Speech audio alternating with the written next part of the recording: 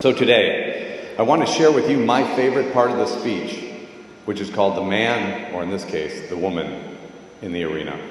I honestly turn to this little piece quite frequently, especially as a creative entrepreneur, where most days can feel quite lonely as you're pushing through that many people don't necessarily understand or generally they're skeptical about.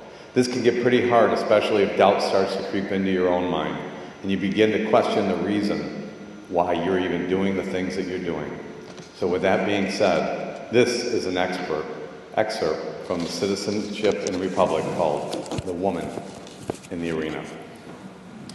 It is not the critic who counts, not the woman who points out how the strong woman stumbles, or where the doer of deeds could have done them better. The credit belongs to the woman who is actually in the arena, whose face is marred by dust and sweat and blood, who strives valiantly, who errs, who comes short again and again.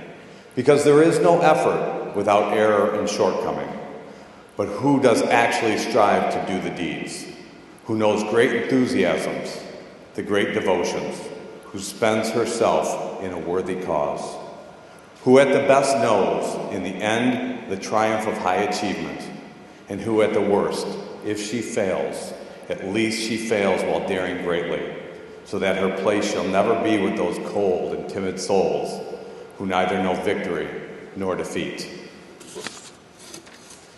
I get chills reading this every time, but look at how simple and powerful it is. It kind of makes you think a little differently about the courage that it takes to pursue something you believe in, right?